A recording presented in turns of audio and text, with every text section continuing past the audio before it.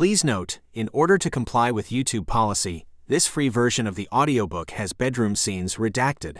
If you would like to read the full text, please get the ebook or print version of the story. Chapter 1. Bristol.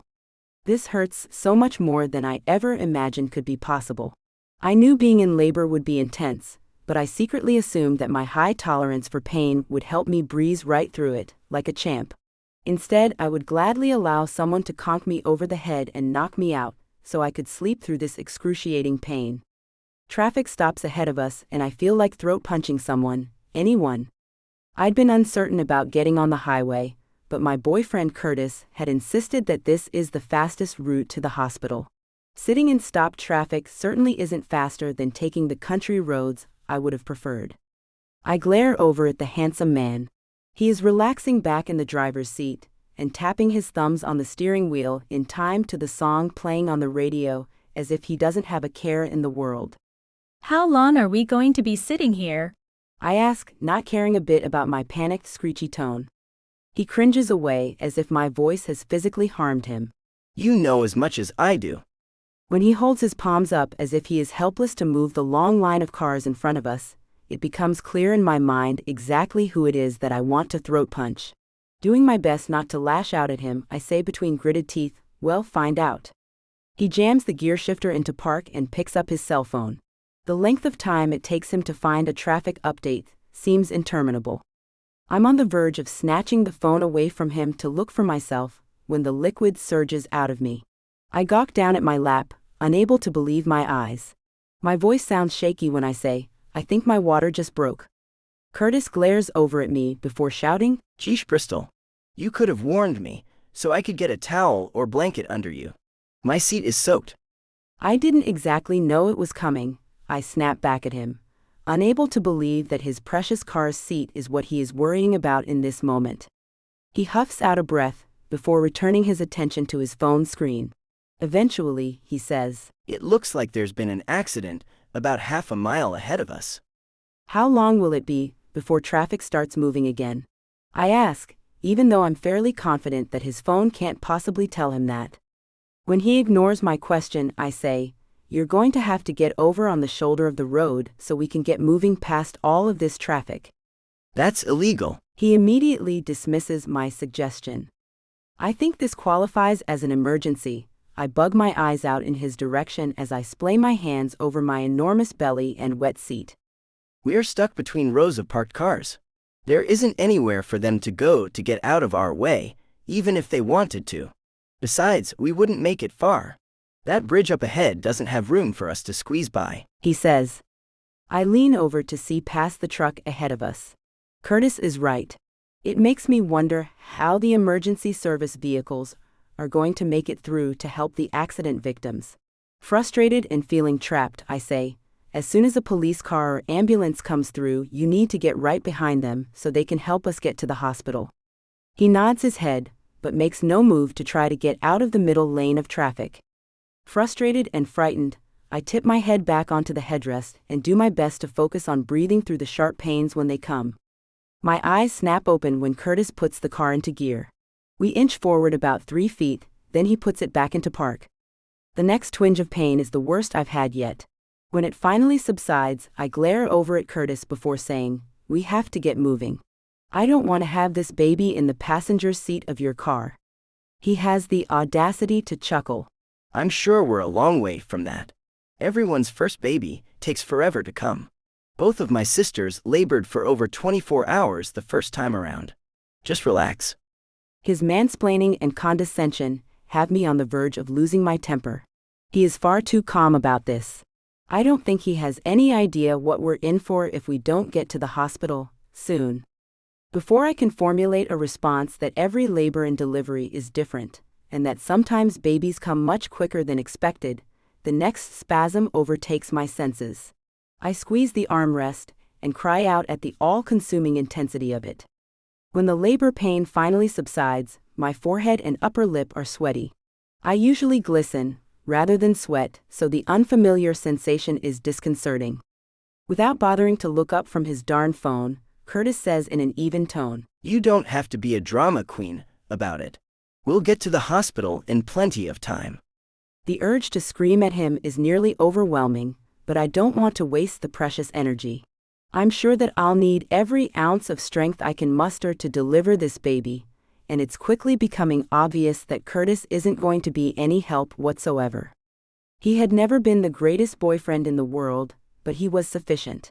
When the unplanned pregnancy happened, he had been supportive and seemed almost excited by the prospect of us raising a child together.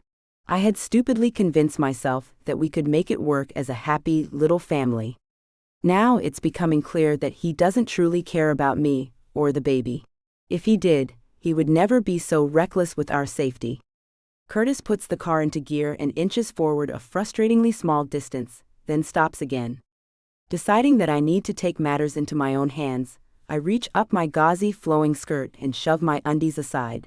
Sure enough, my biggest fear is coming to fruition.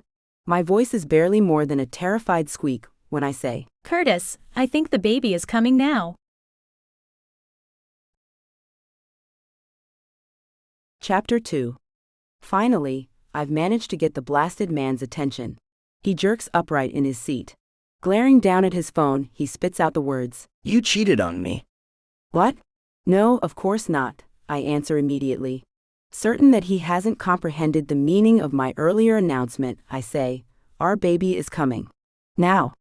It's as if I've entered an alternate universe where absolutely nothing makes sense. He ignores my shocking statement, in favor of turning his phone screen around for me to see. Then what are these? He flips through a set of pictures, too quickly for me to have any idea what they are. I shake my head at a complete loss for words. They're screenshots of your messages with your lover, as the two of you made plans to see each other. I just bought them from one of the LifeChat data breach hackers. Curtis spits out the words in a venomous tone. My lover? I ask, utterly confused. Ignoring me, he continues. And they're from last winter. Suddenly, his eyes open as wide as 50-cent pieces. Is this even my baby? I can't believe this is happening. I would never cheat on Curtis, and he knows it. Beyond hurt by his hateful accusation, I whisper, Of course it's yours. The next contraction hits, and I squeeze my eyes shut at the overwhelming, breath-stealing pain. When it finally begins to subside, Curtis stares forward at the truck's bumper ahead of us. Get out of my car. No, I answer firmly, unable to believe he would even suggest something like that right now. His jaw twitches as he clenches it and continues to stare forward through the car's windshield. His tone is quiet but firm when he reiterates with eerily slow-spoken words. I said get out of my car. No, Curtis, please. This is just some kind of misunderstanding. I'm not a cheater. This is your baby. I'm having your baby, right now. It's almost like he can't hear me through his blind rage. His fists tighten around the steering wheel. When he finally turns to face me, his eyes are dark, emotionless voids. I recoil back from his harsh gaze. Get out, he yells. His face is a mask of pure fury. I don't even recognize this version of the man I thought I loved enough to raise a child with. He's terrifying. For a brief moment, I consider begging him to take me somewhere to get medical assistance, but it is clear by his stony features that his humanity is beyond reach right now. Irrational wrath has taken over his system. My shaky hand reaches for the door handle. Suddenly, braving the elements and facing the trauma of giving birth alone is a less frightening prospect than spending another moment in this car with Curtis. Needing to get away from him, I steel my nerves and open the car's door. I'm not sure if my wobbly legs will support me, but somehow they do. It feels strange to walk on the smooth gray pavement that I normally only ride over at high speeds. People inside the cars, vans, and trucks surrounding us gawk at me as I struggle to walk over to the embankment. I'm certain that a good Samaritan will emerge from a nearby vehicle to help me, but right now, my only goal is to make it to the soft grass before I collapse. Pain has me doubling over as I reach the edge of the road, but I force myself to take a few more steps, so I don't fall on the gravel-splattered shoulder of the roadway. Somehow, I make it to the grass before I crumple to my knees. I stare up at the vivid blue sky as an intense labor pain seizes my unrecognizable, swollen abdomen and refuses to let go. When the pain finally gives me a brief reprieve, I move slowly to sit down on the ground. People stare at me from inside their vehicles, but no one moves to get out and help me.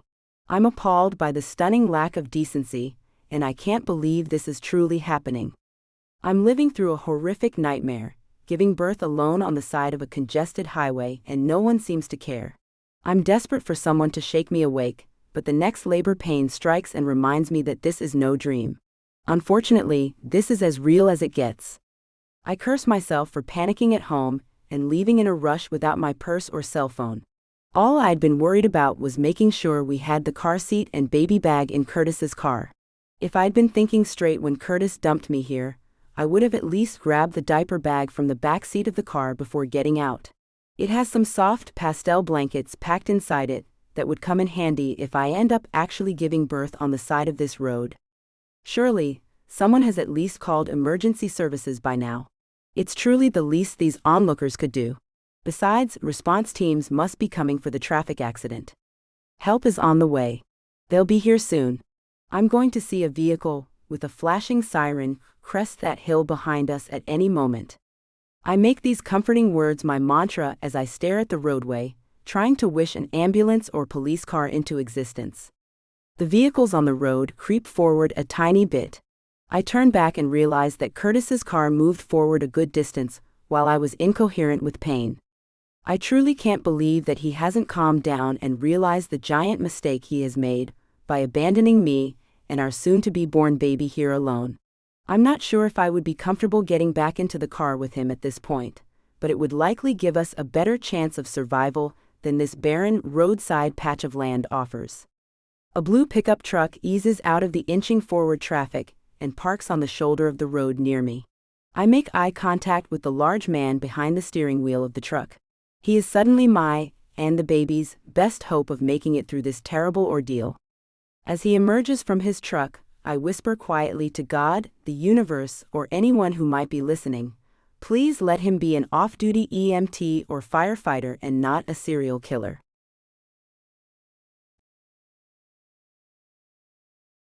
Chapter 3. Lane. I almost can't believe my eyes. It's like they're playing tricks on me, but the closer my truck gets to the huddled form on the edge of the road, the more certain I become that it's a human. As I glance around at the other vehicles stuck in very slow-moving traffic near me, I see several drivers staring in the same direction as if they're trying to figure out what it is as well. It's incomprehensible to me that no one else is moving to help the person. I may not be medically trained or the most knowledgeable person around, but I'm certainly not going to leave the crumpled person there alone. I can at least call for help and sit with him until the cavalry arrives. After I edge my truck over to the side of the road and park, the person looks up at me. I lock gazes with one of the most striking women I've ever seen. The look of sheer terror easily visible in her eyes has me hurrying toward her. I don't have to get very close to see that she's pregnant, very pregnant.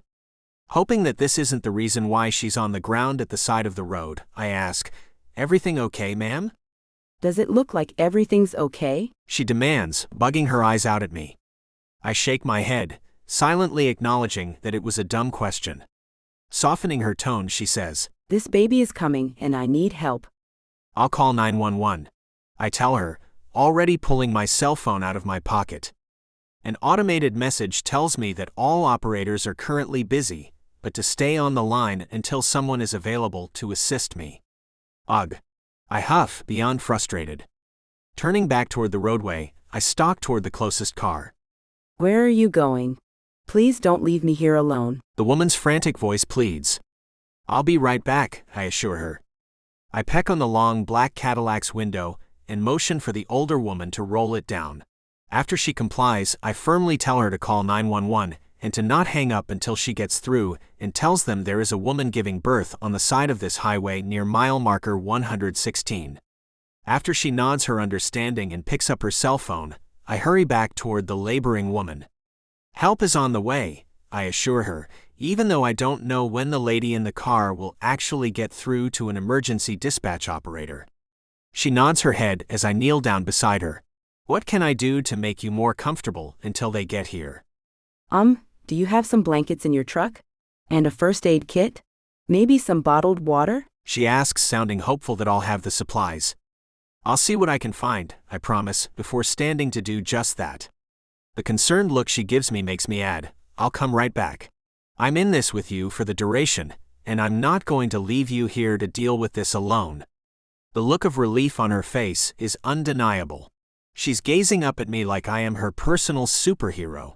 I just wish I had any clue what I was doing, so I could actually deserve that appreciative gaze. Not sure how much help I'll be, but I'm all yours, I mutter under my breath as I walk to my truck. As I search my truck for helpful items, I'm pleased to discover a long-forgotten emergency kit that my younger brother Tom sent me one year for Christmas. He has always been the smart and artistic sibling, while I am the dumb jock. This isn't the first time his practical, thoughtful, and generous gifts have gotten me out of a bind. I bring the entire plastic box over to the woman. After I kneel down beside her, I begin searching the box for anything that might be useful, and am pleased to find several things we might need. Just as I discover a shiny silver emergency blanket, the woman lets out an agonized wail. I am desperate to help her, but have no idea how. When she reaches out toward me, I give her my hand, which she squeezes really hard.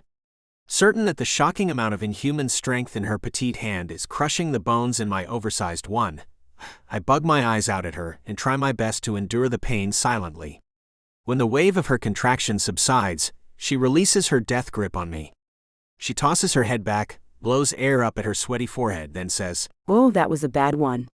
I rub my thumb over my injured hand and say, "No kidding, I think my hand might need to be x-rayed." The half-lidded glare she gives me says in no uncertain terms that I am not allowed to complain. Quickly changing gears, I say, "But I'm sure my pain is nothing compared to what you're going through." Her expression softens as she says, "It's really kind of you to help me."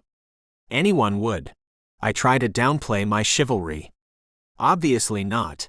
She splays a hand out toward the long line of cars with looky-loos, who don't seem at all inclined to stop and help out. "Is that a blanket?" she asks, sounding hopeful. "You bet," I answer, smiling with pride that I actually found one of the items she asked for. "Perhaps I should spread it out under you." She nods, so I unfold the aluminum foil-looking blanket and spread it out on the ground. After I help her slide and roll ungracefully onto the silver cover, she points down at her lower half and says, "I guess you better have a look and see what's happening down here." I swallow audibly, not sure about this at all. Hoping I don't sound as terrified as I feel, I say, "Oh, okay then, sure, no problem." Stalling for time, I add, "Shouldn't we introduce ourselves first? We don't even know each other's names." "I'm Lane Baker." "Bristol Ward." She huffs. It's obvious that another labor pain is beginning when she half yells the words. "Now look at my vagina." Chapter 4. I love women, and I love all of their parts. Redacted is one of my personal favorites, but this is not that. This is vagina, pure and simple. It's preparing to do what it is meant to do, and that is an undeniably miraculous thing. But this clinical view is the opposite of being sensually appealing in any way. I'm not sure if I'll ever be able to look at a redacted in the same way again. Seeing this firsthand is about 10 times as bad as that grainy, poorly shot 1970s-looking video of childbirth they made us watch in high school health class, the one that made me pass out and have to go to the nurse's office. Once the latest labor pain subsides, Bristol snaps at me as I gape at her. "Well?" "Everything looks, fine," I say in a shaky voice. Her shrewd gaze darts to mine, and I can tell she knows I'm faking confidence. I have no clue what I'm doing or how to assist her, but I'd been hoping that she wouldn't figure that out. It's best for her safety if she believes that I'm competent, since I seem to be the only option available to help her through this. "I need to make a call," I say, darting to my feet. "What? Where are you going? Come back." Bristol sounds panicked. "I'll just be a moment," I promise as I turn away to call my brother. Even though I'm older than Tom, he has always been the calm, rational one. He's methodical and logical, and I'm sure he'll know what I should do. Sure enough, I feel better after talking to Tom, even though he didn't have any specific advice for me to follow.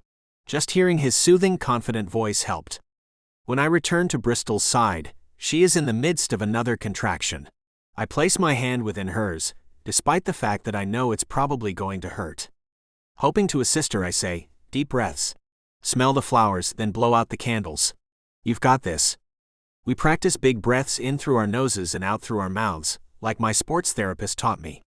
When the contraction finally subsides, Bristol gives me a grateful look before saying, I think that breathing trick helped a little. Thank you. "You're welcome," I respond, glad to have done something beneficial for the brave woman. Hoping the man who actually caused this pregnancy might be of some assistance, I offer, "How about if I call your husband or boyfriend for you? I'm sure he'll want to know what's going on." Bristol's face morphs into an angry mask before she spits out the words, That jerk is the one who abandoned me here to deliver my first baby all alone in a ditch.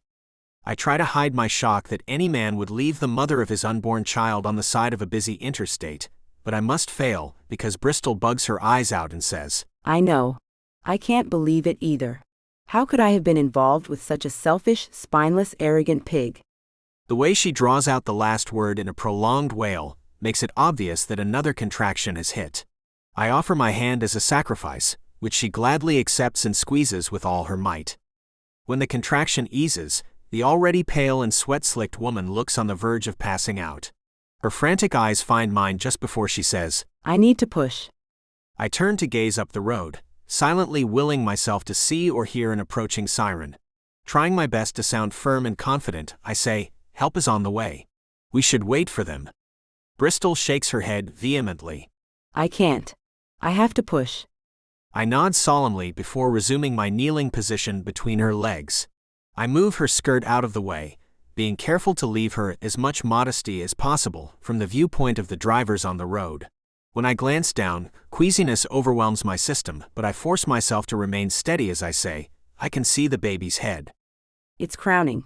That means it's definitely time for me to push. Bristol says with the quiet confidence of a woman who has done this 1,000 times before, even though she already mentioned that this is a first for her too. Okay, I'm a pretty good athlete, and if there's one thing I've done a lot of in my lifetime, it's catch balls.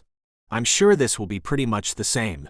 I'm ready and I won't let you down, I tell the panting woman, hoping I sound far steadier and more confident than I feel. Bristol nods her understanding. After a few more pants, she takes a deep breath, squeezes her eyes shut and bears down. The upper half of her body lifts with the focused effort. When she flops back on the ground, I say, Great job, Bristol. You're almost done, even though I have no idea if that's the case. No matter what, I'm sure she can use some encouragement right now. She pushes again and again. Each time I tell her what fantastic progress she is making. After a particularly long, big push, I do see some real progress. Trying my best not to think about the bodily fluids and gunk on the baby's skin, I say to Bristol, one more big push, Bristol. You can do it. Her gaze locks with mine. With a stubborn nod, she grits her teeth and strains with all her might. It works, and the baby comes the rest of the way out into my hands. Tears fill my lower lids as I gaze down at the amazing brand new life and say, it's a girl. Oh, thank goodness. Bristol breathes out the words. Tears stream down her cheeks as she slowly sits up. I carefully hand her the tiny, crying baby. Without ever breaking her loving gaze from the small human, she explains, I kind of hate men right now. Except you. Understandable, I chuckle at the impossibly strong and brave woman's sass. I remove my soft red flannel shirt and give it to her. She uses one sleeve to clean off the baby, then lovingly wraps her in the center of the shirt. Glancing up at me in my short-sleeved undershirt, she says, I'll get this shirt back to you, once she's covered in some warm hospital blankets. Keep it or toss it out, I answer, grimacing at the thought of ever wearing the shirt again, after seeing the mess it cleaned up. Bristol chuckles before saying, Is there something in that emergency kit that will cut and clamp this umbilical cord? I stare down at the twisted, yellowish cord that connects mother and daughter. Suddenly, the full realization of what I have just done and witnessed hits me. Nausea overwhelms my senses as my vision goes blurry. The distant sound of a siren provides a mild amount of comfort as the entire world goes hazy, then black. Chapter 5. I can't believe Lane actually passed out. At least he waited until after handing the baby over to me, but it still wasn't ideal. I'd been terrified that he'd had an aneurysm or something, until the EMTs arrived and shook him awake.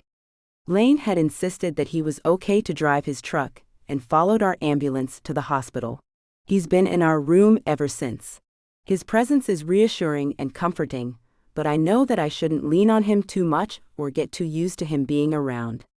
He and I are strangers, and he has already done so much to help me and the baby. He definitely has a strong heroic streak, but he will leave at some point, likely as soon as he realizes that he has done his part and saved our day, or rather lives. It's the first quiet moment I've had since my labor started. My perfect, adorable baby is snoozing peacefully in my arms, and Lane is snoring quietly in a chair beside my hospital bed. I take the opportunity to have a good look at him. He's all long, lean, and hard lines. He mentioned that he is an athlete, and his strong, toned body makes it obvious that is the case.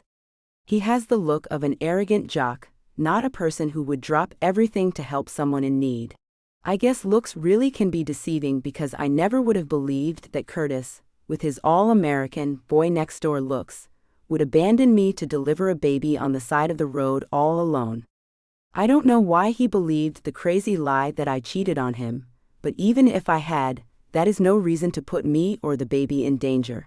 A decent human being would have delivered us safely to the hospital, rather than having a toddler tantrum meltdown in the middle of a congested highway. My baby makes a soft cooing sound in my arms, drawing my attention back down to her. I lightly rub the back of my index finger along her plump, pink cheek. Grinning down at her, I whisper, "Hi, sweet baby. I'm your mama. You are absolutely perfect, and I'm so proud of you. I'm far from perfect, but I'm going to do my best to make sure you have a wonderful life. I already love you more than I ever imagined could be possible." A slight movement from the chair catches my attention, so I lift my gaze to Lane. His eyes are open and he's giving me a soft, adoring gaze. "Oh, sorry. I didn't mean to wake you," I tell him. I wasn't asleep. He assures me. I give him a knowing grin, since I'd heard his quiet snoring. Besides, I wouldn't have wanted to miss that tender moment between you and your baby. I know that we're practically strangers, but I already feel bonded to both of you. My heart soars at this revelation, even as I'm reminding myself for the umpteenth time not to get too attached to the man since he's likely leaving soon. Tempering my tone, I say, "We've been through a major traumatic event together. This precious baby and I likely wouldn't have survived without you." He shrugs his shoulders, obviously intending to interject that what he did isn't a big deal. Unwilling to let him downplay his part in this, I rush on. "No, really. You saved our lives, and I'll never forget what you did for us. I wish there was some way for me to repay you, but I don't have a lot of money." He visibly cringes at my last statement. His tone sounds hurt when he says, "I don't expect a financial reward." Realizing my faux pas, I amend my words. What I meant to say is, I wish there was something special I could do for you. You're a hero. You're my hero, Lane. He smiles down at the industrial tile floor, and I could swear his cheeks brighten a little. I'm no hero, but hearing those kind words come from your lips is more than enough repayment for me. We share a long, warm look. I feel closer to this man than should be possible, considering the brief amount of time we've known each other. The intimate moment is interrupted when a nurse wearing pink scrubs rushes into the room. Her white rubber shoes squeak with each step she takes. Her tone is upbeat and caring when she asks, "How are we doing in here?" Smiling at her, I answer honestly, "Pretty good." She pauses to grin down at my baby before saying to the bundle, "I hear you made a dramatic entrance to this world, little one." Lane and I both chuckle at this before I answer, "Very dramatic." "Well, it looks like you're all safe and sound now. I need to do a quick check on you. Do you want Dad to leave for a few minutes, or can he stay in the room?" she asks. I blink my eyes several times, utterly confused. When it hits me what she must think, I stammer, "Oh, he's not? Lane isn't. That's not the baby's father." "Oh, sorry. I just assumed from the enamored way you two were gazing at each other when I walked in." "No, it's not like that," I answer quietly, feeling beyond awkward. "Ever the gentleman," Lane offers. I can use a cup of coffee, so I'll head down to the cafeteria. Can I bring you something? Not wanting to take advantage of the generous man's time, I shake my head and say, "You can go if you want to. I think we're in good hands now." I angle a half smile in the caring nurse's direction. Do you want me to leave? Lane sounds concerned and a little hurt. "No, but I'm sure you have other things you need to be doing. I don't want to keep you from your regularly scheduled life." My heart is screaming at me to ask him to stay, but my ego refuses to show that much vulnerability. "Nothing too pressing," he assures me before he stands and heads toward the door. My heart leaps into my chest as I wonder if I've pushed him away, until he says, "I'll be back in a few minutes." Immense relief at this news makes air whoosh out of my lungs as Lane leaves the room. The nurse gives me a knowing look before saying, If I were you, I'd do whatever it takes to hold on to that one. I shake my head solemnly before whispering, "He's not mine." She turns to stare at the door Lane just exited, before weighing in. I see a lot of couples in this job, so trust me when I say, that man wants to be with you. Chapter 6. Getting a bit of distance from Bristol and her adorable baby is probably a good idea. Seeing the brave, beautiful woman whisper loving words to the child in her arms made me envision becoming a part of their little family. Bristol is too independent to need a man, but it's easy to picture myself being there for her and the baby, loving them both, and doing anything I can to make their lives easier. I've never imagined myself as a husband or father, but Bristol and her daughter have completely changed that in the few short hours I've known them. They both deserve only the best, and I would strive to be that for them. Bristol's daughter can use a father figure in her life, and the despicable excuse for a man who left them in danger on the side of a road does not deserve to be that person. Granted, I'm not perfect either, but I would never knowingly do anything that might harm either of them. The coffee from the hospital's cafeteria looks and tastes like sludge, but I need the caffeine fix, so I force myself to take a couple of sips from the steaming paper cup. Perhaps the energy jolt will knock some sense into me. Even thinking about spending my life with a woman I just met and her newborn baby is completely out of character for me, but Bristol has me unable to imagine any alternative future for myself. It's too fast, and it doesn't make a lick of sense, but I know that I was meant to meet Bristol. I've never believed in soulmates or love at first sight, but I can't stop thinking that I was destined to find this woman.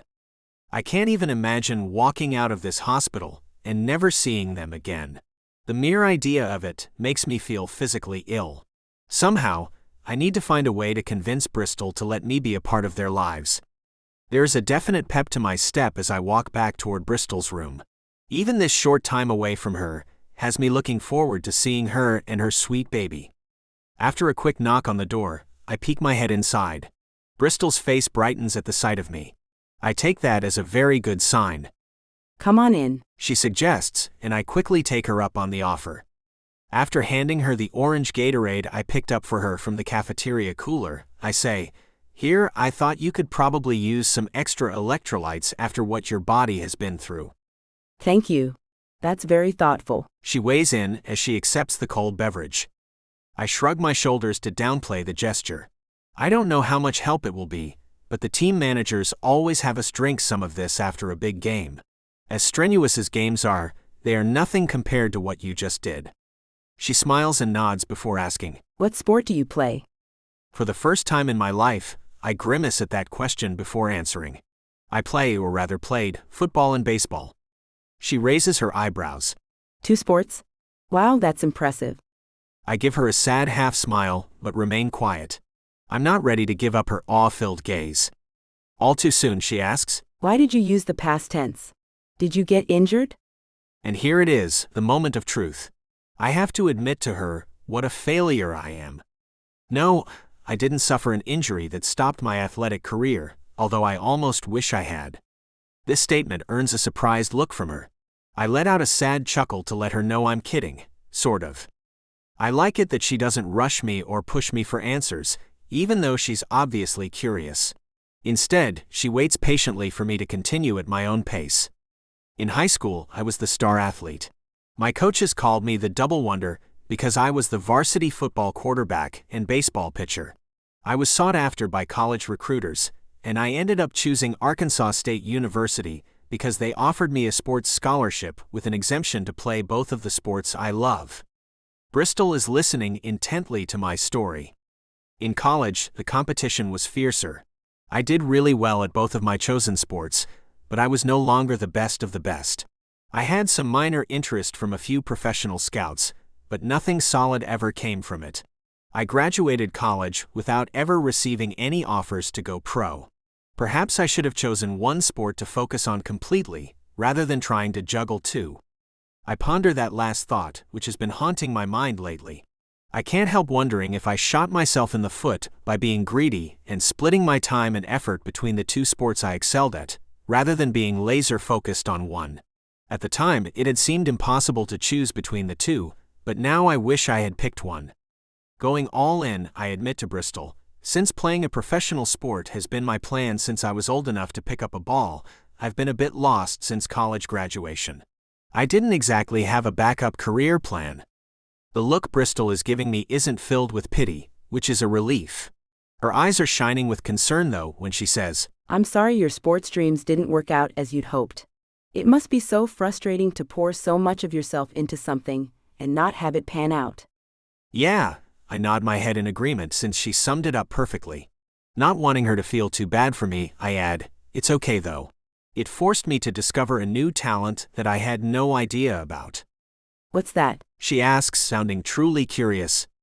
I try to keep the disappointment from tinging my voice when I say, you are looking at the Salesman of the Month for the third month in a row at Victory Car Dealership.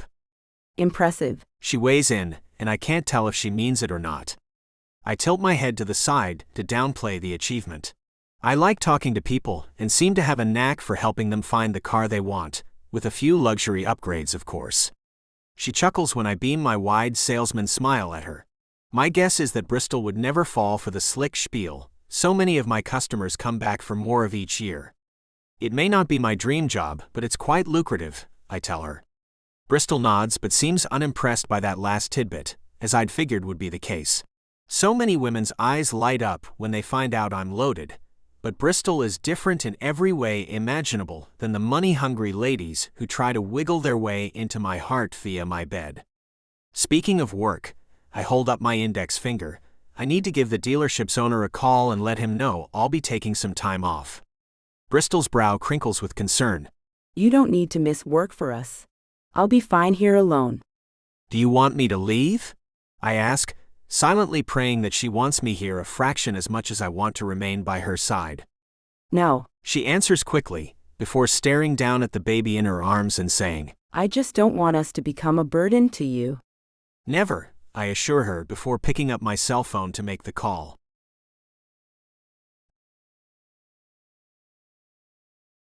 Chapter 7. I can't believe Lane is missing work to stay here with us. I'd feel guilty about it if I didn't enjoy his company so darn much. The bad thing is, I know in my heart that Curtis wouldn't have missed work to be here. I've tried for a long time to ignore Curtis's shortcomings since we were having this baby together. But it has become painfully obvious that I chose my baby daddy poorly. Granted, I had no intention of getting pregnant, but it happened. It's not like Curtis and I were madly in love, but I believed us to be in a caring adult relationship. I thought we would at least be able to raise our child together in a civilized manner. Unfortunately, he turned out to be a spineless adolescent. The only good thing to come from that relationship is my delightful daughter. I wish I'd done a better job of selecting her father. If I could go back and do it all over again, I'd make sure her father was someone like Lane, or preferably Lane himself. It's so easy to picture Lane staying by my side, helping me raise our baby. Unfortunately, this little angel isn't his, and I'm sure he's going to hightail it out of here once the novelty wears off. Changing the dirty diapers and listening to the cries of another man's baby are probably not items on Lane's to-do list today or any other day. Proving that, he asks me, Is there someone I should call to come help you? Your parents, a sibling, a friend?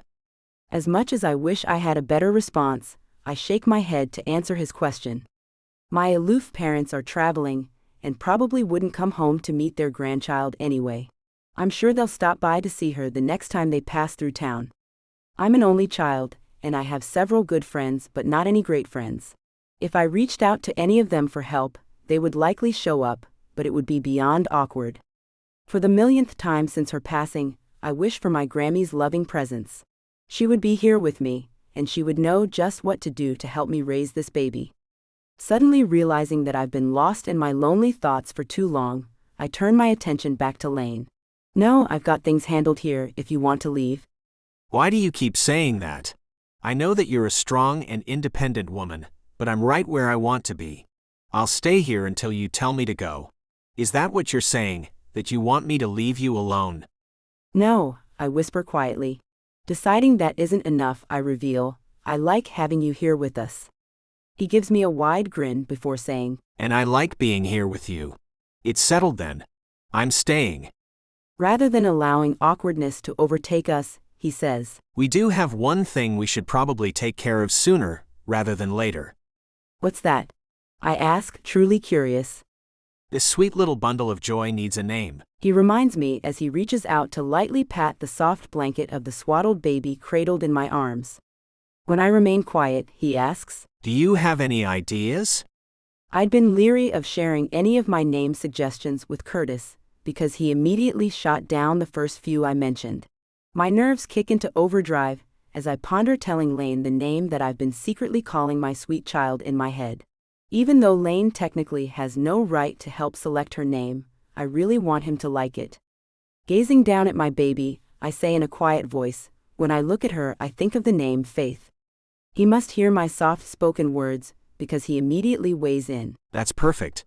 It took an unbelievable amount of faith for you to deliver her in the harsh conditions you did. Plus, she looks like a Faith. It's a lovely name, and she's going to be a beauty like her mom. My cheeks heat at both his compliment and the unequivocal approval of my choice. It feels good to have someone so firmly on my side, really, really good. What about her middle name? He asks. The burning sensation overtakes my cheeks. I'm sure I'm flushed bright red as I stare down at Faith and say, I was trying to come up with something to honor our hero, but Faith Lane sounds like a road and Faith Baker sounds like a religious cook. What is your middle name? Not anything that sweet baby should be saddled with. He tells me. After a moment, he adds, They used to chant Shaker when I was playing ball because I could shake anyone off me on the football field, and I did a dramatic booty shake when I went up to bat, but I doubt you want to use that. I wrinkle my nose in distaste. Despite how much I'd like to honor the man who saved us, I really don't want to name my child Faith Shaker. Brightening with an idea, I suggest, how about if you choose her middle name? Really? Anything I want? He asks. Within reason, I clarify, even though I'm fairly confident he wouldn't choose anything outlandish. I'd be honored. He says sincerely, before standing to walk over to the window. He stares out at the parking lot below us for several long moments. I remain quiet, because I assume he's trying to think of a good middle name for my child. I hope I like whatever he selects. Since I already made the offer, it would be rude to take it back at this point. When he finally turns around, his bright eyes are alight with happiness. It's obvious that he loves whatever he has come up with. He walks back over to stand beside the bed, before saying, When I look at her, my overwhelming emotion is pure joy. How about joy? Faith Joy. I mull it over in my mind as it falls from my lips. His gaze down at me is intense and unwavering, making it obvious that he's anxious for my opinion. It doesn't take long for me to decide. Smiling up at him, I say honestly, I love it. He beams at my approval, before turning his attention to the innocent child in my arms and saying softly, Welcome to the world, Faith Joy Ward. Chapter 8. The chair beside Bristol's bed is terribly uncomfortable, but there isn't anywhere I'd rather sleep. These two females have somehow started wiggling their way straight into my heart. I'm powerless to stop it, and surprisingly, I don't want to. I wake up with everything cricked, but seeing Bristol's beaming face first thing in the morning makes it so worthwhile. And sweet Faith is the most adorable little one on the planet. I've never been much of a baby person, but this cherub has already changed that. The magnetic mother-daughter duo has me envisioning permanence and fatherhood for the first time in my existence. I never had any doubt that my brilliant brother Tom would be a family man, but I couldn't see it for myself until now. Our day goes by in a flurry of doctor and nurse visits, breastfeeding, and diaper changes. The medical professionals keep reminding Bristol to get some rest, but there is too much activity for her to do more than close her eyes for a few minutes at a time. I do what I can to help the exhausted woman, but much of the activity centers around her. They bring her a lunch tray with a questionable-looking Sloppy Joe sandwich, some limp green beans, a few crunchy baby carrots, and a cup of chocolate pudding. She digs into it, like it's the most fabulous feast she has ever encountered. And I thought what they passed off as scrambled eggs this morning was concerning, I grumble as I hold Faith and glare down at the plastic tray of food. It tastes better than it looks. Do you want some? Bristol offers before taking another giant bite of her messy sandwich.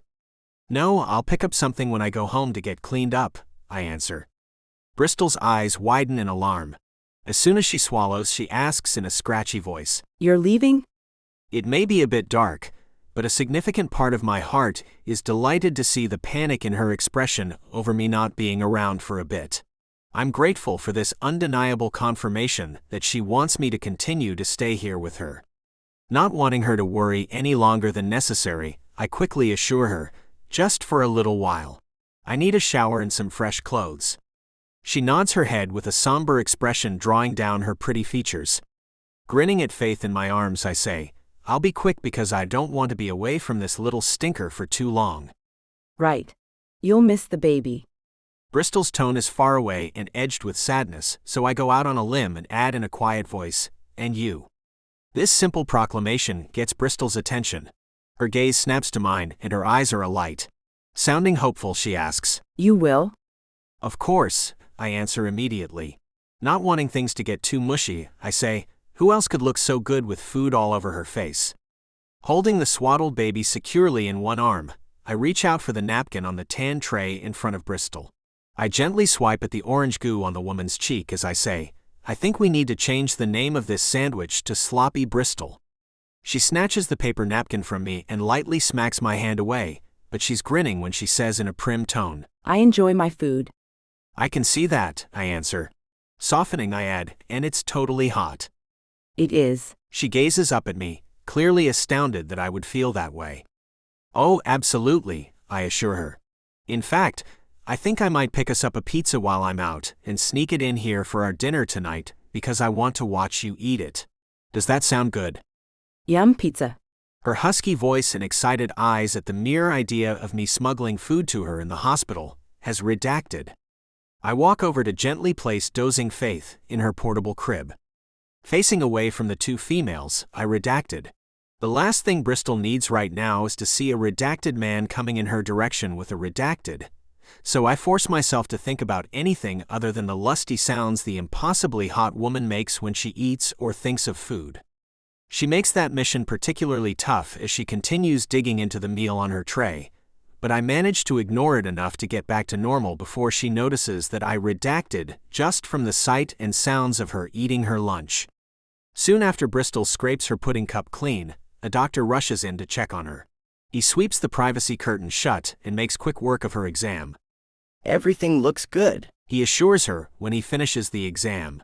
I hear him briskly tapping some information into her electronic medical chart. After opening the curtain, he pauses and makes eye contact with her to ask, Any questions? Bristol shakes her head, so the doctor turns to me and raises a brow. I'm so startled that he's including me, I stammer, no.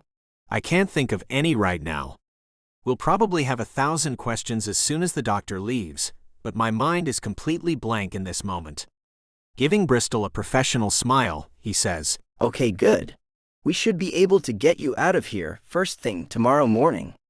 Bristol's face goes completely white, but the doctor doesn't see because he is already turned and is hurrying out the door. I rush forward to take the obviously frightened woman's hand in mine. Her wide eyes are filled with terror when she looks up at me and squeaks, Tomorrow? They're sending me home alone with Faith tomorrow? I'm not ready.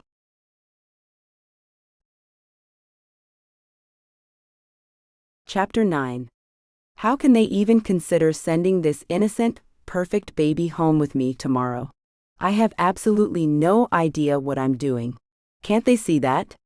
I'm fully aware that I'm Faith's mother and that she's my responsibility, but I thought some sort of natural woman's intuition would kick into gear after she was born. It hasn't happened yet, and I'm starting to fear that it isn't going to. Technically, she's been with me for the past 40 weeks, but it was easy to care for her while she was inside me. She just needed me to eat right and not fall down or injure our bodies. Now she's out in the world. She's her own independent person, yet she's helpless to do anything for herself. Her well-being rests completely on my shoulders, and I have no clue what I'm doing. I want to be a good mother to her, and I've read lots of books on caring for an infant, but I still don't feel at all prepared to be completely in charge of this tiny, precious human. My frantic gaze probably reveals my panic state when I say to Lane in a high-pitched voice, I thought there would be more training or guidance on how to take care of her. They're just going to let me leave here with her? All alone? Yes, I believe that's the way it works. You're her mother, so no one knows what she needs better than you do. Lane says calmly. But I don't. I shake my head vehemently to object to his rational statement. I don't know what she wants or needs. I've never done this before. I have no clue how to raise a baby. You'll figure it out, he assures me, but I don't believe him. Looking over at the tiny bundle resting in her crib, he adds, She doesn't know how things are supposed to work, so whatever you do is how it's meant to be for her. You're her mother, and she trusts you completely. She shouldn't. I'm going to mess this up, I practically wail as the panic bubbling deep in my belly escalates. You won't. Lane sounds confident. What if I do? I whisper, staring down at my lap. You won't. He repeats more firmly. Changing directions, he asks me, Do you love her? Of course, I answer. Do you want her to thrive? He continues. I bob my head up and down in answer. Are you going to do your best to make sure she has a magnificent life? He asks me. I nod again. Looking up to meet his gaze, I ask, but what if my best isn't good enough? It will be. He assures me. You can't know that, I say as a tear edges over my lower lid and trails down my cheek. He reaches out to gently swipe it away with the back of his large index finger, before saying, I do know that. You're going to be a fantastic mom. Heck, you already are, Bristol. You were abandoned on the side of a road and gave birth like a rock star, making sure she was safe and protected the entire time. Not many women would have been able to handle that as amazingly as you did. I tilt my head to the side before saying, it's not like I had any choice. She was coming, whether I liked it or not. He grins over at Faith before saying, Yes, she definitely wanted to make a big entrance to this world, and she did. Turning back to me, he adds, But you were the hero out there. And you, I remind him. Lane shakes his head. No, the part I played was minor. You were the one who did all the hard work. I've never been so impressed by anyone in my entire life. Really? I ask, starting to feel a little bit better. Absolutely. He assures me. I have no doubt that anyone who can do what you did out there can raise a baby. I just wish I didn't have to do it alone, I mutter, allowing the self-pity to wash over me. What's your living situation like? Is there a spare bedroom where I could sleep until you get comfortable being alone with Faith? He asks me. Hope surges in my chest, even though I know I shouldn't allow him to do this. Tempering my tone, I say, there's plenty of room, but I can't ask you to do that for us. You're not asking. I'm offering. He says kindly. Logic tells me that I should say no. After all, I barely know this man. But my heart and soul intrinsically sense that he can be trusted. The twinge of guilt that churns in my stomach doesn't compare to the nearly all-consuming desire to accept this man's generous offer. He reiterates, Would you like for me to move in with the two of you for a while? I open my mouth with the intention of declining, but the word that falls from my lips is a resounding yes.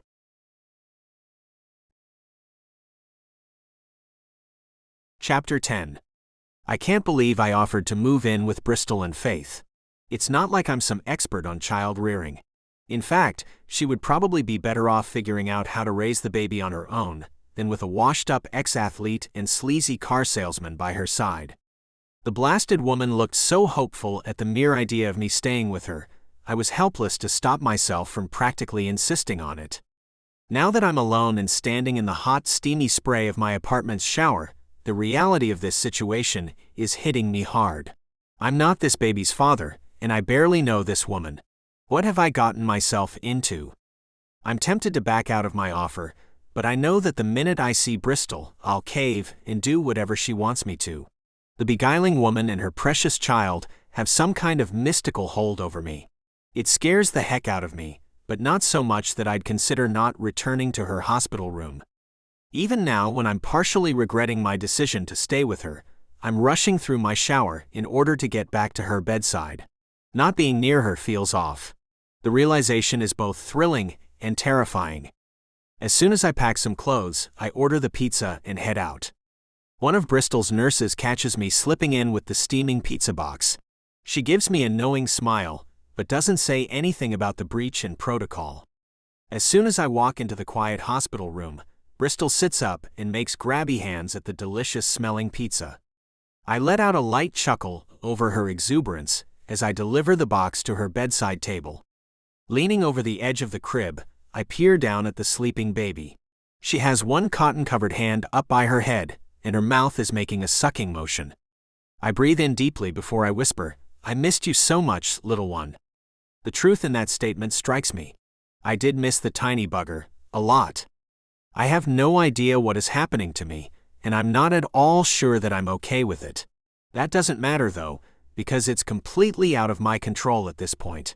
It appears that I'm falling head over heels for this little bundle and her mother, whether I like it or not. By the time I return to the pizza box, Bristol is already digging into her second slice. I grin at her. "I think it's wonderful that you enjoy eating.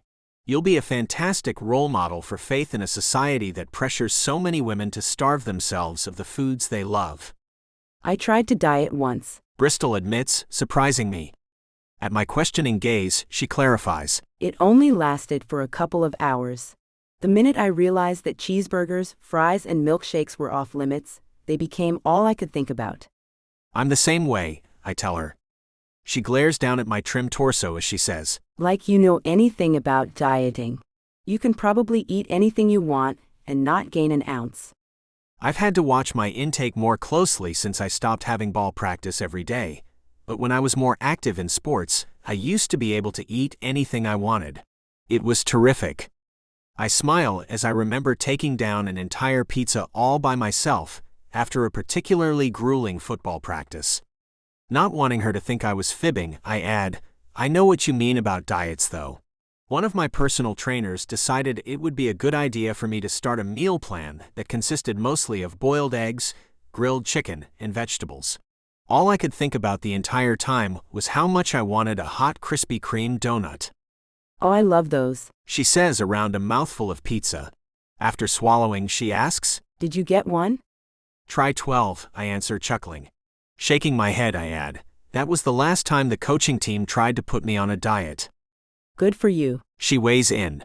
Taking on a quieter tone, she says, I've never thought anyone else should have a say in what I eat. The entire time I was pregnant, Curtis judged my food choices whenever I ate something that didn't have kale as the main ingredient. "I don't know this man, but I already can't stand him," I tell her honestly. Bristol grins up at me before saying, Well, I do know him, and I can't stand him right now either. I grimace at her use of the words "right now," but try not to let it show. The man is Faith's biological father, but after the way he abandoned them, he doesn't deserve to be with his child or her mother. Bristol must realize that he's not worthy of her forgiveness. Right? Chapter 11.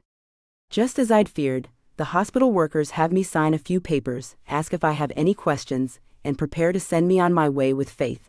I'd be beyond terrified if Lane weren't by my side. With him here, I'm only moderately frightened to take my baby home. Lane keeps pacing across our small hospital room. His obvious jitters do nothing to help calm my nerves. I had a volunteer come out to check that I had the car seat installed properly in my truck. He tells me as he runs his fingers through his thick hair. Thank you for taking care of that and for getting such a cute outfit for her to go home in, I say to the thoughtful man. The white dress with pink stripes is truly adorable. That baby store was no joke. I had no idea that such tiny humans could require so much stuff. He admits. I know, I bug my eyes out in his direction. I almost had a panic attack the first time I went inside one, and I still don't know what most of that stuff is for. Me neither, he says, sitting down on the edge of my bed. Luckily, I found a super helpful employee who told me that we wouldn't need 90% of the stuff they sell. She showed me the 10% that she would buy, so I took all of her recommendations and set up Faith's nursery with those supplies. I stared down at my lap as I add, hopefully we have everything we'll need. If not, I can run out and get anything we're missing. Lane offers. I make eye contact with the kind man.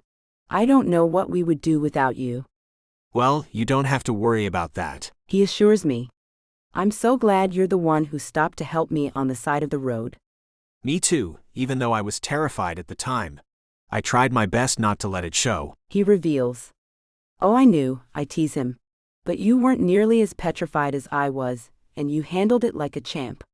You were the champ. He reminds me. My favorite nurse walks in and hands over my finalized discharge paperwork. After giving me a quick goodbye hug and whispering something sweet to Faith, the busy woman leaves. Lane looks over at me. Ready to go. As ready as I'll ever be, I answer in a dry tone. Even though I insist that I can walk, Lane rolls me in a wheelchair all the way out to his truck. Faith is quiet in her car carrier in my lap. Once he gets us settled in his vehicle, Lane's truck rumbles to life, and I give him the address to my cottage, which he plugs into his navigation system. After we drive for a while, Lane says, I haven't heard a peep from the little one. She must like riding in cars. That may come in handy sometime when she's fussy. I nod, but don't answer because my mind is too busy worrying ahead to all of the things that could possibly go wrong once we get home. Sometimes, I wish I could just shut off the nagging anxiety that forces me to live out the worst-case scenario in my head before any major event. By the time Lane angles the truck down the narrow road that leads to my cabin, I've already pictured myself dropping Faith, our house catching on fire, the baby spiking a fever in the middle of the night, and several other nightmare scenarios. The only good thing about having this horror movie playing in my mind is that whatever actually happens likely won't be as bad as what I'm imagining. I try to find some comfort in that. I indicate the correct cabin, so Lane parks beside my car in front of it. He lets out a low whistle as he takes in the lakeside view. Delighted that he seems to like my private corner of the forest as much as I do, I say, this place used to be my Grammy's. Back in the day, it was a thriving sleepaway camp that kids from all around would come to during the summer. She left it to me when she passed away. The whole place? Lane sounds astounded. I nod in answer. Yes, but it's falling apart around me. It takes so much upkeep even though it's closed. I can't begin to imagine how much work it would take to get it ready to reopen. I might end up having to sell it. That would be a shame. It's an amazing legacy. Lane says, making it obvious that he gets it. Yeah, it's never been a huge moneymaker, but I have so many wonderful memories here. I'd like for it to be a place where Faith can grow up and create lifelong memories too. I'm sure you'll figure something out. Lane says cryptically. I hope so, I answer honestly. Ready to head inside? He asks. Rather than answering, I open the passenger door and begin climbing down from his truck. Lane swings a gym bag over his shoulder, then comes around to heft Faith's car carrier. Should I take one of the empty cabins adjacent to yours? He asks me as we walk up the path. Oh sure, I answer, surprised how disappointed I am by the gentlemanly offer. Deciding this is no time for subtlety, I add, or you can stay in the extra bedroom in the main cabin with us. He pauses in his steps, seeming uncertain how to proceed. I hold up my palms in an innocent gesture. No pressure, if you don't feel comfortable living with us.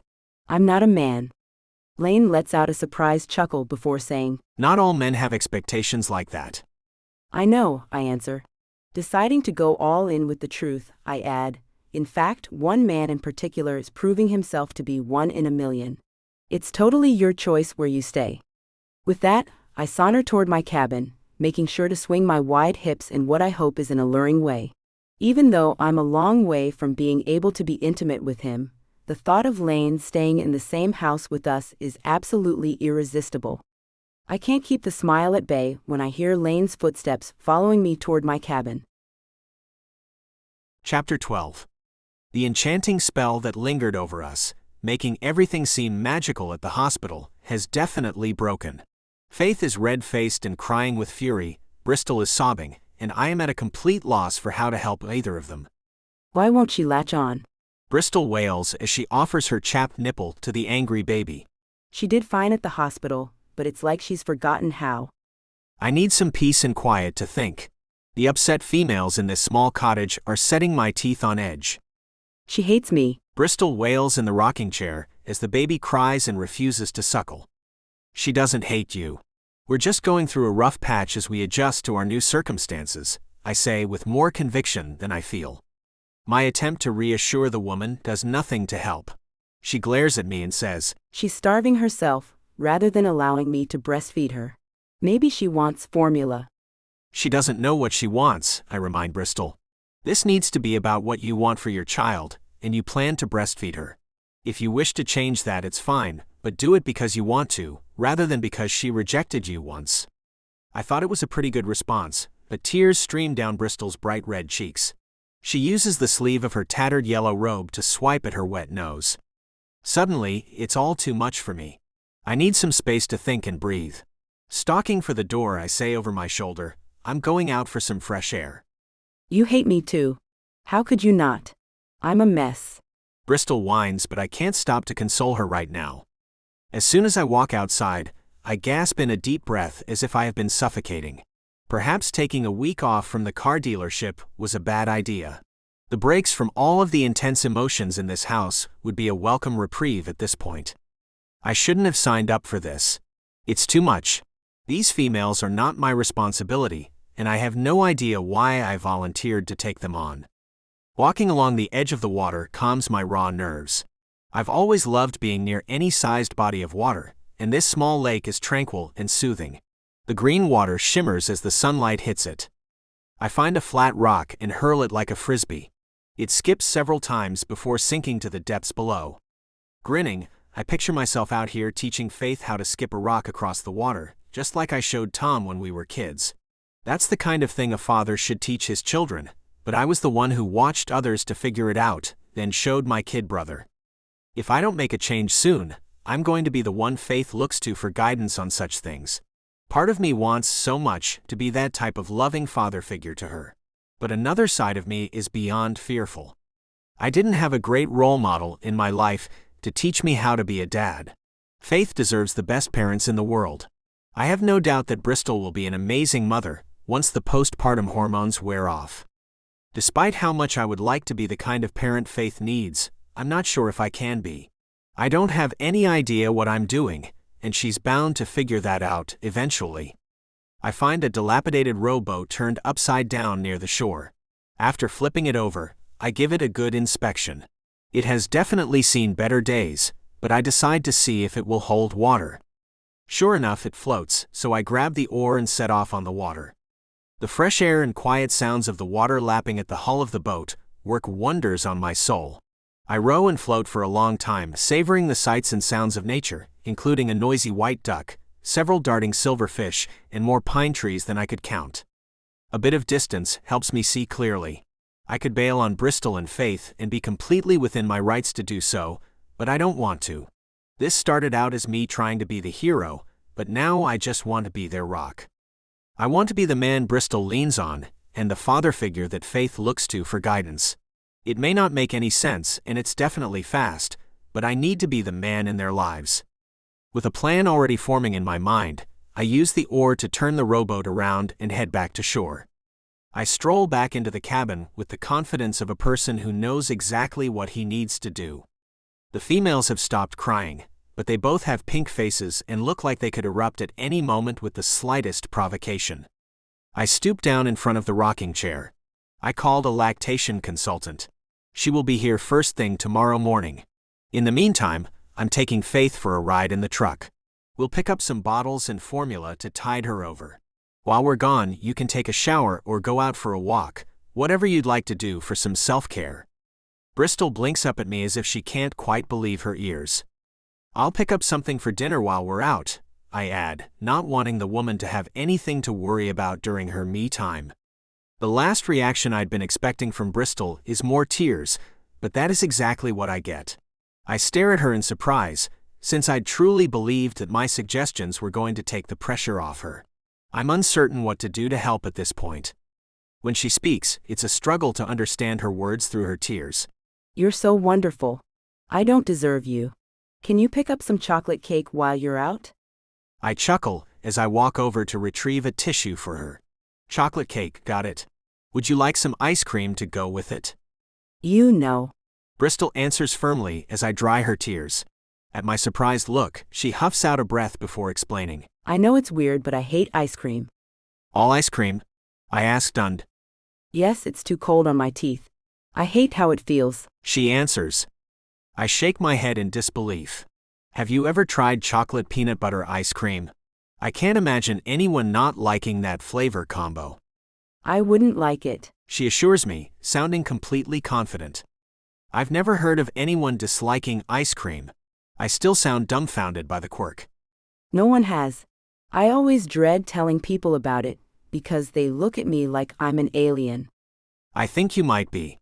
That's just not right. I tease her. Is it a deal breaker? She asks me, smiling for the first time all day. No, I answer sincerely. Leaning in to kiss her cheek, I whisper, I don't have the willpower to stay away from you, even if you are a total weirdo. How sweet. She mutters sarcastically as she gently hands Faith over to me. Enjoy your break, I suggest as I grab the already packed diaper bag and sling it over my shoulder.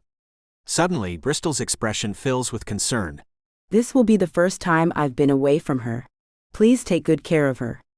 I'll treat her just like I would my own daughter, I assure the concerned mom, before adding silently in my head, because I already think of her as my child. Chapter 13. Lane and I slip into a comfortable routine with Faith. He is the perfect partner. When he's not at work at the car dealership, he changes diapers and helps with the cooking and cleaning, except for the dishes. He hates washing dishes. They aren't my favorite either, but I don't mind them too much. I smile to myself as I realize that taking care of the dishes will be the perfect chore for Faith to take over as soon as she's old enough. I think it's good for kids to be responsible and help out around the house in some way. Ever since our appointment with the lactation consultant Lane hired, nursing has been much easier. It's also a relief to know I have someone I can call for help if I need it. Early on, I wouldn't have believed it could be possible, but nursing Faith is one of my favorite things to do. We bond so much during that precious one-on-one time. Lane seems to have a knack for knowing just when I'm becoming frazzled and stepping in to help. He's been an absolute godsend, and I don't know what we would do without him. There is only one thing missing that would make our relationship completely fulfilling, but I'm not sure how to broach the topic with him. We've been living together for several weeks, and he hasn't ever even tried to kiss me on the lips or touch me in a way that could be construed as more than friendship. I know he's straight, based on some comments he's made, but I'm uncertain if he's interested in me in that way. I think he might be, but I'm terrified of being vulnerable with him about my feelings and making things awkward between us if he doesn't think of me in a romantic capacity. I've put some subtle hints out there, but he doesn't seem to be picking up on them. Or perhaps he doesn't want to acknowledge them and shoot me down. The not knowing is beyond frustrating, since I'm ready to go all in with this man. I'm falling in love with him, and I want him to be a permanent part of our little family. Meanwhile, he seems perfectly content to play the man of the house, while keeping me at arm's length. If he doesn't want a more intimate relationship with me, that's fine, but I need to know, so I can try to stop daydreaming about him. I probably won't be able to completely curb them, but at least then, I could attempt to contain the wild fantasies I have about him sneaking into my bedroom at night and redacted. He's making spaghetti tonight, and the delicious smells wafting in from the kitchen are absolutely mouth-watering. Shall I open a bottle of wine, or would you prefer one of my signature espresso martinis? I give him a surprised, questioning look, since he knows I'm not supposed to drink alcohol while breastfeeding. I thought perhaps you'd be willing to pump and dump since we have so much breast milk stored. He answers without me having to ask. Pump and dump sounds like an unfortunate one-night stand, I joke. He lets out a half-hearted chuckle. It strikes me how strange it is that we can so naturally joke about anything, yet the thought of bringing up my romantic feelings for him paralyzes me with fear. Suddenly realizing that he's still waiting for an answer, I say, "Strong women deserve strong drinks. I'll try one of your specialties." He nods his agreement and heads to the kitchen, presumably to make my drink. My nerves kick into overdrive as I decide that tonight is the night for me to broach the subject with Lane. Hopefully, the alcohol will give me courage. The caffeine in the cocktail may keep me up all night, but depending on how our conversation goes, that could be a very good thing. When he delivers the long-stemmed, V-shaped glass, I take a tentative sip. My eyes widen in delighted surprise, just before I weigh in with my opinion. Yum! I could get used to these. They're addictive, He warns me with a sly grin. I can already feel the heat warming my belly when we sit down at the table and dig into our plates of spaghetti. I'm fully enjoying mine, likely making ridiculous noises when I glance up and catch Lane staring at me. Never breaking eye contact with me, he growls in a deep voice. You're so redacted when you eat. I blink rapidly, surprised by his uncharacteristic cussing and thrilled by the naughty compliment. As I'm trying to come up with the perfect flirtatious comeback, a firm knock at the front door startles us. At Lane's questioning gaze, I shrug my shoulders since I have no idea who it could be. He gets up and stalks across the room. After he opens the door, I peek around him to see who it is. Almost unable to believe my eyes, my voice comes out in a high-pitched squeak. Curtis.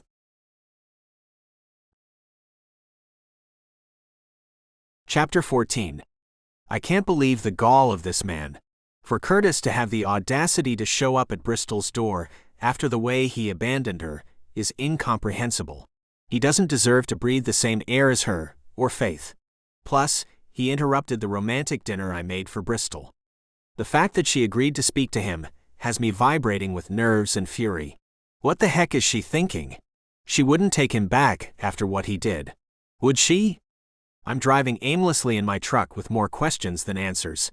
I should have stayed to witness their discussion, but I offered to give them some privacy, and Bristol let me leave. I'd been almost certain that she would ask me to stay, so when she didn't, I was so shocked, I left without another word. Now I'm wondering what they're saying, and if he's convincing her to give him another shot. She's smarter than that. I know she is, but brilliant women sometimes have a blind spot for certain men. I've seen it with my own mother and my less than stellar father. She prioritized him first, even before us boys, always. It didn't matter what he said or did, she consistently had his back and remained steadfastly by his side. That's the main reason Tom and I have never been that close with our parents. Our father is a jerk, and she chooses him in all things, even when he's clearly wrong. I pound my fist on the truck's steering wheel, needing to take this churning frustration out on something. My heart aches to believe that Bristol is reading Curtis the riot act before sending him on his way, but my mind knows that might not be the case. He could be smooth-talking his way right back into her heart and their lives at this very moment. The mere idea of him being with the two females I love most on this planet sets my teeth on edge. I purposely unclench my jaw as I try my best to focus on the road ahead of me, despite the rage clouding my vision. Although the urge is strong to turn this truck around and pummel Curtis into a bloody pulp, I know that acting on that violent wish would do nothing to ingratiate me to Bristol. She needs the time and space to make this decision on her own. I just pray she makes the right one. I may not be biologically related to Faith, but I am her father. I'm already more of a dad to her than Curtis has ever been, and I intend for it to stay that way. And Faith isn't the only one who has stolen my heart. I have been slowly falling in love with Bristol since that first moment I saw her bravely struggling to give birth, all alone on the side of that highway. How could I not fall for such a strong, independent, beautiful, willful, and caring creature? I may not have wanted to admit it, but I've belonged to her since that very first moment. I couldn't have left her if I tried. I don't have the willpower. It hits me then that I'm leaving her now. I'm giving that twit a chance to have his say without making mine. Bristol at least needs to know that she has another option. Whether she chooses me or not, I need to put my offer on the table. After a quick glance around, I make an illegal U-turn in the middle of the empty road and speed back toward Bristol's cottage, my home. My fingers patter on the steering wheel to provide a minor release of the pent-up, anxious energy thrumming through my system. I'm getting ready to have the most important conversation of my life, and I have no idea what I'm going to say. All I know is that Bristol and Faith are my family, and I'll do whatever it takes to be with them. As my truck's tires crackle on the gravel of the long, narrow lane that leads to the camp, I keep my gaze straight ahead as my mind struggles to find the perfect words to convince Bristol that we are meant to be together. I park next to Bristol's car and am delighted to see that Curtis's vehicle is no longer here. Hopefully she cussed him out and sent him away. Unless she and Faith went somewhere with him. That terrifying thought has me racing for the wide front door of the main cabin that has turned into my happy home. As soon as I reach the big wooden door, I pause. It seems unnatural to knock after living here for so long, but that jerkwad's arrival has thrown everything off. Suddenly, I'm no longer certain that I'm welcome here. I don't have to ponder for too long, because the door suddenly swings open. Bristol is standing on the other side of the threshold, wearing my red flannel shirt that we wrapped Faith in right after her birth. It's clean now, and it looks impossibly hot on the woman of my dreams. I take my time drinking in the sight of her, from the deep V of cleavage that's peeking out of the extra open button at the top, to the hem which hangs down almost to her knees. Her thick socks complete the look and make her look comfy and cute. Scratch that. She looks beyond cute. She looks ravishing. I swallow audibly just outside the doorway.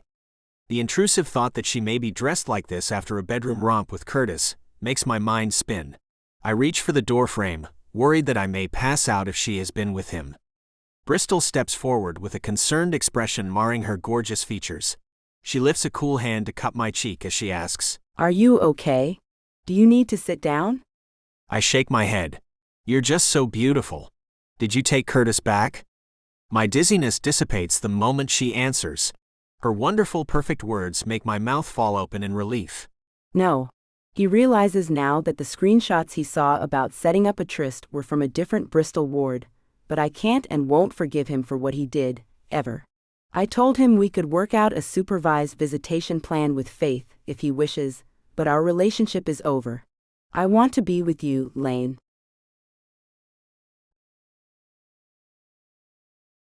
Chapter 15. Lane doesn't hesitate at all. He crosses the threshold into our home and sweeps me into his arms as if I'm not still carrying a significant amount of extra pregnancy weight. I giggle in surprise at the bold move. I'd been hoping he would have a good reaction to my revelation, but this is beyond my wildest dreams. Deciding to go all in, I whisper near his ear, Faith is asleep in her crib and I want you, Lane. I've wanted you for so long. He groans before answering. I want you to so much. As he's carrying me toward my bedroom, he pauses. At my questioning look, he asks, Is it okay for us to be intimate with each other? Has your body had time to heal? It's impossibly sweet that he's worried about this. Grinning at him, I answer, Yes, I'm healed and I got the all clear from my doctor at my last checkup. So we are good to go. When he doesn't immediately resume our trek to the bedroom, I become worried that this might not be the only problem. Trying not to betray my roiling emotions, I add, unless you aren't turned on by me after seeing everything you did during Faith's birth. He has seen me exposed, and it definitely wasn't my best angle. I could certainly understand it if he's unable to shift from remembering that unflattering view to seeing me as a desirable woman. When he gently sets me down on my feet, I blink to keep the tears at bay. It's not his fault if he doesn't see me that way. I just wish he did. He steps forward so that we are standing very near each other. In a husky voice, he says, Give me your hand. Uncertain what he is up to, I comply. He gently guides it redacted. An unfamiliar gurgling sound emits from deep in my throat as I enjoy redacted. I almost can't believe this is finally happening. He's redacted and gazing down at me with a desirous look as if his eyes have gone hazy. I can't get enough of that look and hope he looks at me like that for the rest of our days. Forcing myself to redacted, I turn to head the rest of the way to my bedroom. I release another button at the top of his flannel shirt and ease it over one shoulder. Looking back at him, I say in what I hope is a sultry voice, Come and get it. I take off at a run, giggling. Lane is hot on my heels. When we reach my room, we stand together at the foot of my bed. Smiling up at him, I ask, Are you finally going to kiss me? Absolutely. He answers before leaning down to do just that. Somehow we both manage to tilt the same direction and we crack foreheads, hard. I gasp and bring my palm up to cover the injured area at the same time as Lane lets out a loud Oof. We both sit down on the foot of my bed to recuperate. He angles to look at me. Are you okay? Who is the U.S. Secretary of State? I chuckle at the ridiculous man before answering. I'm fine, but I don't know the answer to that question on my best day. The comedic relief is just the remedy we need for the potential awkwardness over our horrific attempt at a first kiss. Lane's expression turns serious just before he asks, Are you willing to try that again? Rather than answering, I redacted. Bracing my palms on his cheeks, I angle his head to the side, before tipping mine the other way and leaning in to press my lips against his. By the end of our delectable first kiss, we are both redacted. His hands redacted. Once he reaches my shoulders, he massages back down, tracing my spine, until he's redacted. I redacted. He reaches out to redacted. His hands move achingly slowly, as if he's savoring every moment. His patience is frustrating because I'm redacted. Finally, he redacted. He lovingly gazes at my redacted for a long moment. I'm tempted to remind him that they are tender, but I intrinsically know that he'll be careful. Instead, I say, I fed Faith right before she went down for the night, so you have a green light. Rethinking that, I say, make that a yellow light, proceed at your own risk. He chuckles and beams at me. I love it that we are so comfortable with each other. I feel like I can share anything with this man and have him remain steadily by my side. When he reaches out to redacted, he's gentle and loving. He redacted. I tip my head back and redacted. Soon his hands find their way redacted. As I'm redacted, his lingering, half-lidded gaze makes me feel desirable. It hits me then. I'm not ready to be pregnant again. I can't believe I've been this irresponsible. I was so swept up in the moment that I've let this go too far without bringing it up. After biting my lower lip, I say, I don't have any protection here. Do you mind running out to get some real quick? He gives me a dashing smile, before leaning over to retrieve his wallet from his back pocket. I'm prepared. Once he has the packet in hand, he rips it open for easy access. I allow my relief to morph into redacted. I redacted. I'm so thrilled that this is finally happening, my fingers fumble with his redacted. He's redacted. We slide up redacted. Redacted. I barely get the words out, because he begins redacted. My body takes over as I redacted. Redacted. He sounds pleased with himself when he says, There we go. I've never felt anything like it. I redacted. Redacted. It's in that glorious moment of afterglow that Faith wakes up, and we hear an angry cry come through the baby monitor's speaker. Shaking my head, I mutter, At least she waited until we were done, but I was hoping to snuggle with you for a bit longer. We have our entire lives to snuggle. He assures me sweetly. Indeed, I respond with a smile. My expression falls slightly when I say, I'll go get her. I'll get her right after I go to my room for some sweatpants. He says, already redacted and rising to do just that. As I watch his redacted saunter away, I murmur, You really are the perfect man. He turns and answers, I'm far from perfect, but my goal is to be everything you want and need in a man. With a wide smile I say, You are Elaine Baker. You so are. When he walks into the nursery, Faith immediately calms. I can't wipe the delighted smile off my face as I listen through the monitor's speaker when he picks her up and coos. That's right, sweet baby. Daddy's here for you and Mommy, and he always will be. Epilogue. I give the man of my dreams an intense look to let him know I'm serious. Are you sure about quitting your job at the car dealership? Fixing up this kid's camp isn't going to be easy or lucrative. I'm positive. He assures me, leaning in to give me a sweet kiss. Since I'm still uncertain, I let it show on my face. Don't worry. He suggests. I have plenty of money saved up. Besides, if things don't go well, I can always go back to the dealership. I'm the best salesman they've ever had, and they will gladly take me back any time. I say noncommittally. Besides, this is going to be so much fun. I can't imagine that we won't be successful. Can you? Since it seems like a sincere question, I give him an honest answer. No. I'm starting to think this is what we are meant to do. Me too. He quickly agrees. As if he needs to sell me further on the idea, he adds, I'm pretty handy, so I should be able to do some of the work on the cabins and other facilities myself. just when I think you can't get any dreamier. I allow my voice to trail off as I gaze out the window, picturing happy kids playing outside and swinging on a thick rope over the lake. I was thinking about making sloppy Bristols for dinner tonight. Does that sound okay? Lane asks me. I chuckle at the silly, but accurate name before answering. I'm sure anything that you make will be delicious. When he comes to stand behind me at the large window, he puts his arms around me and says, I can't imagine a better place to raise our kids. Can you? I start to shake my head, but then one of his words catches my attention. Kids? Plural? Absolutely. I think we should have enough children to make our own baseball team. He answers as I spin around in his embrace. A baseball team? Isn't that like 7 kids? I ask, stunned that he would make such a wild suggestion. Try 9. He answers with a wide smile to let me know he's teasing. Yeah, that's not happening, I answer firmly before softening and adding, but I am willing to negotiate on the exact number. Great, I'm an excellent negotiator. He reminds me. You're not talented enough to get me anywhere near 9, I tell him. We'll see about that. He says confidently. I giggle at the ridiculous man, but decide not to contradict him further, even though there's no way he's winning this battle. Instead, I ask, will one of our kids be given your top secret middle name? Let me think about it.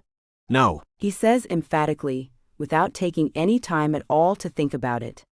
We are a family now, so it is time for you to tell me what it is, I say firmly. He thinks about it for a long moment, then answers in a quiet voice. It's Lester. Oh, okay then, I respond. Trying to sound neutral, I add, you win. We don't have to pass that name on to our children. You mean saddle them with it? He says, giving me a knowing half smile. Wanting to change the subject, I suggest, how about if I bake us some brownies for after we eat our sandwiches tonight? Yum, I love brownies. He answers. His eyes take on an ornery grin just before he adds. They're especially delicious when they're warm and have a big scoop of vanilla ice cream on top. Yuck. I grouch. I must really love you to have given up one of my favorite treats. He says before pressing a sweet kiss to my forehead. Feeling guilty, I say, you can still eat ice cream. I'll just try not to look at it, since it makes my teeth hurt to even think about it. I'll eat it on the sly, and then when Faith is old enough, I'll take her for special daddy-daughter ice cream dates. How does that sound?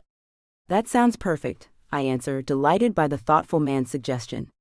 Speaking of daddy-daughter time, I'm going to take our little one out for a hike around the property. He's already moving to strap the baby carrier onto his chest. I help him get Faith situated, so she is facing outward and able to look around. Once she's secure, I kiss each of them on the cheek and say, you two have fun. We will. He assures me. Maybe you can take a quick nap, since you were up to feed her so many times last night. I nod, delighted that he is so thoughtful and in tune with my needs. As soon as they leave, I decide to lie down for a few minutes.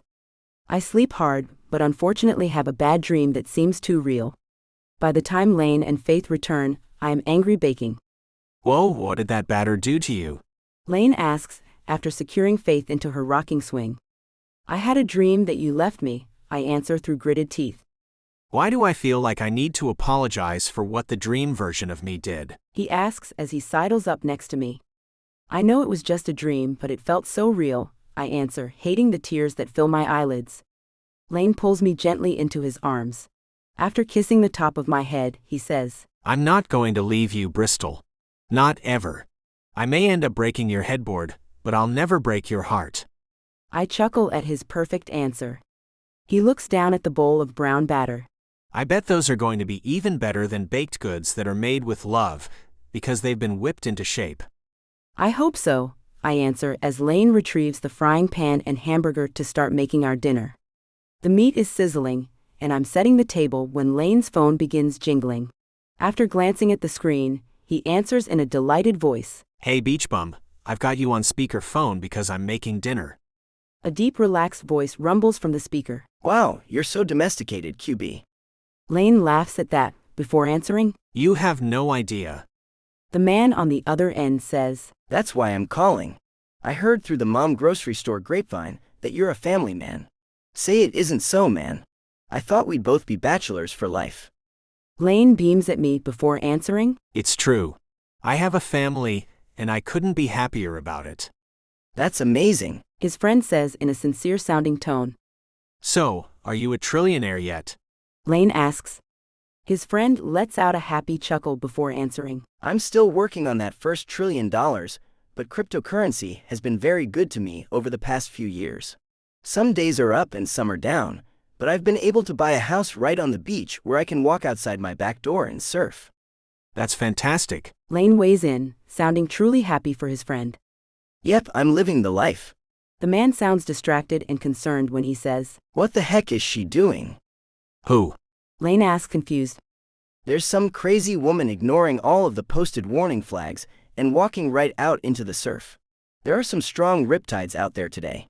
I better go out and help her. Lane answers quickly. Sure thing. Go save her day. Let's talk again soon, Brody. You bet. Brody answers before signing off the call. I snuggle up beside Lane as he crumbles the hamburger with a meat chopper.